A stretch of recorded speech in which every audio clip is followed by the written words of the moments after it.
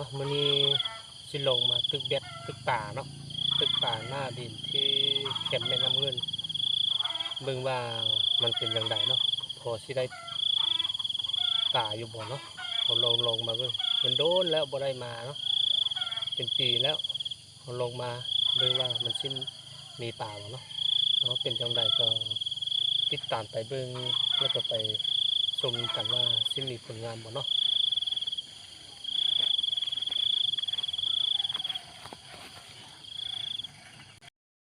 ลงไปเบิ่งดูคือว่ามีคันนึงป่าตอดแล้วเนาะว่ามันสิแม่นบ่หรือว่าบ่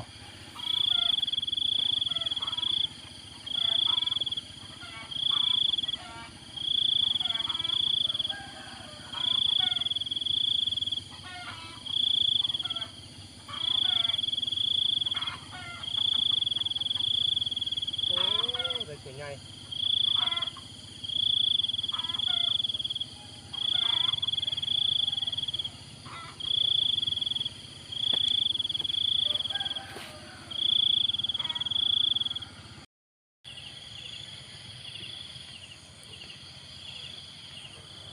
ลงไปย่านเบิ่งดูคือว่ามีป่าตอดคันนึงแล้วแต่ว่าบ่ฮู้ว่ามันสิมีโตอยู่บ่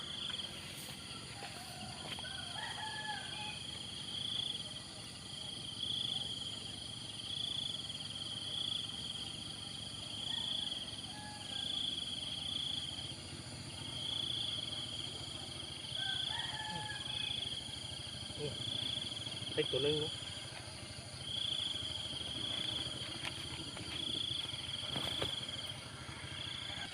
มันเฮ็ดแล้วเบิ่งเด้อนั่นแหละลงดูว่ามันที่ทักตัวนี้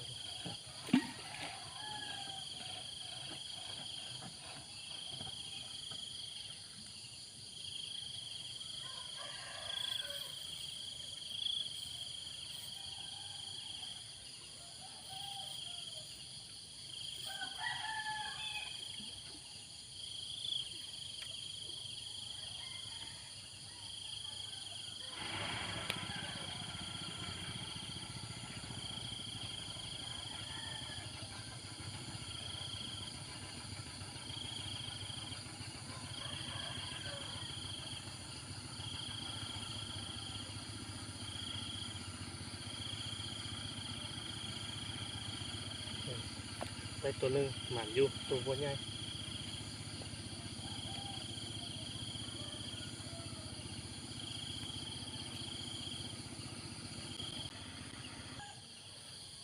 ได้ตัวอยู่มากดคิดบ่ทันเนาะได้3ตัว4ตัวแล้วเป็ดนึงได้แต่ลูกปลาปากเนาะบ่มีปลาใหญ่ตัว3 นิ้ว2 นิ้วพอดีปิ้งเบิ่งเด้อครั้งนั้นมันดึงแล้วมันสิมีปลาติดอยู่บ่สังเกตเบิ่งก่อนมันยังอยู่บ่เนาะไปลงไปวัดเบิ่ง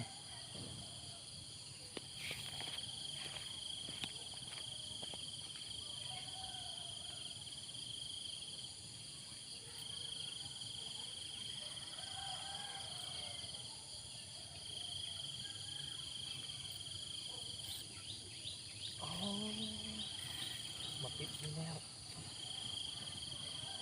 เป็นไง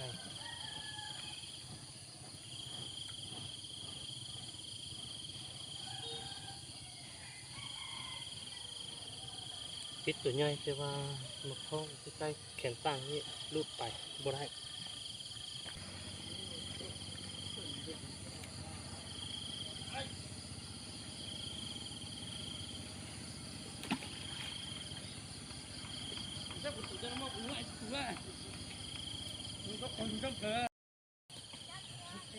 สภาพตอนเช้าเนาะตอนเช้า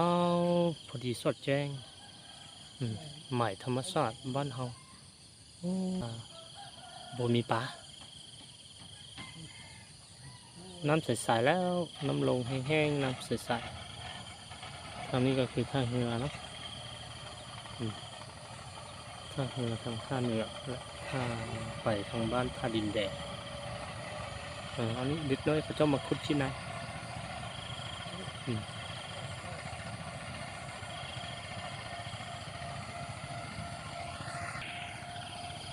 ตอนเช้าตะเวนกำลังขึ้นจากฟ้าครีสวยงามเป็นสีทองเบิ่งเด้อแหงดึงแหงละ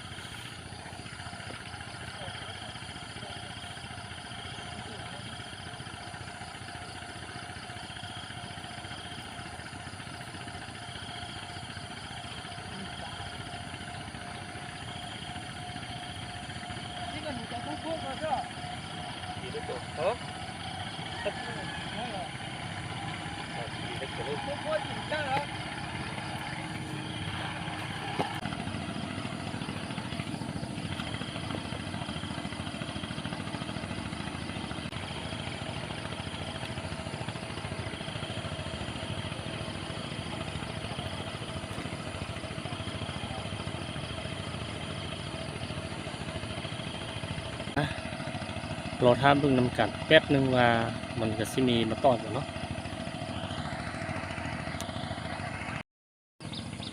โอ้นั่งมาโดดเสานาทีแล้วบ่มีป่ามาตอดมาแตกอย่างละจากน้อยก็สิเมื่อละ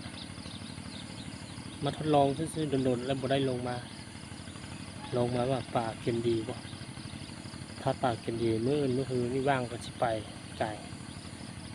มื้อนี้มาลงใกล้ๆลงใกล้ๆแถวเฮือนนี่แหละคลองเฮือนเอง